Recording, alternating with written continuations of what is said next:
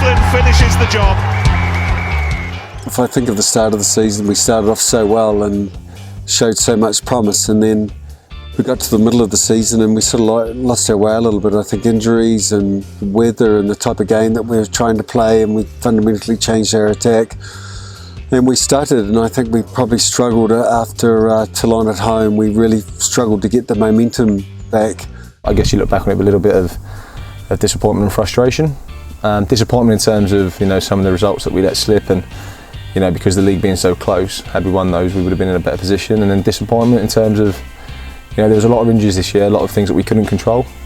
It's obviously difficult when you're losing so many players, but if you ask the players, we'll never use that as an excuse. But it'll be awesome when those boys are fit coming through pre-season. The likes of Sam and Rocco, just to name just a couple. But there'll be new players coming in. It'll lift the squad, and hoping we get good pre-season, get everyone fit and healthy, and then hit the next campaign running.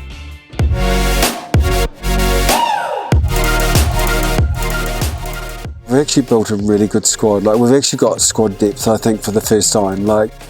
Because of all the injuries, we've had to bring a lot of good young players up, and these players played in the Anglo-Welsh, and they actually got to experience Champions Cup for the very first time and realise that it's just a step up physically. So I think we've built some really good depth on the back of that. I think there were some big moments. I know it's an obvious one, but the Toulon games.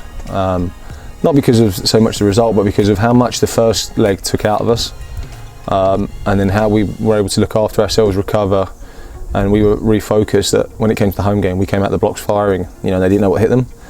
Yeah, I mean, it's awesome from my point of view to see so many youngsters coming through and doing well. You look at the likes of the academy boys that have come up and it really kicked on in that tournament, and to get into the final again was super. I mean, I've been here. This is my 5th season, been in 3 finals. Okay, we've not won any of them, but we're not a million miles away from winning something. And I think as soon as we, get our hands on a piece of silverware and we get that winning feeling around the camp, it'll start that collection will go from 1 to 2, and then hopefully so on. I know for next season we've recruited really well. I know from the coaching staff we've learned a lot about the type of game that we want to play. We've learned a hell of a lot.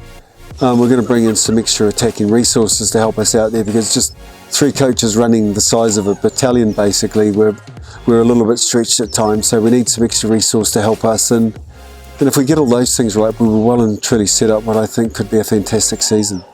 We're going to focus on the type of game that we want to play. We're going to focus on our fitness, our skill development work, and also too there's some big culture pieces that we want to put in place here. But as I said, I don't think this year has been necessarily bad for us. I think we've learned a hell of a lot about ourselves.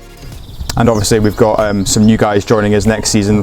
JB Roberts, just what do you think someone like him with his experience will bring to the side? Yeah, I mean, you've already hit the nail on the head. The experience, speaking to a few of the Welsh boys that know him pretty well, he's an out-and-out leader as well. And to have another guy like that you can depend on, and will be proactive in terms of what he says and what he does and leads by example, is going to be huge. And hopefully that will filter down into the younger boys, and he'll be a role model for them coming through. And like I said, it can only be a good thing. And obviously the support this year from the Bath Rugby supporters has been huge. How important has that been for you guys on the pitch? Yeah, it's amazing, and I don't think you can ever kind of understate how important that is. It's been hard for them, I imagine, as for us, not seeing us win as many games as we want to. But you then follow up with an away game and you still see so many Bath jerseys in the crowd, and that's amazing. It's quite humbling to see. I think the support has been fantastic, like at the Rec. I mean, the continued support, like the clash and all that, has been great.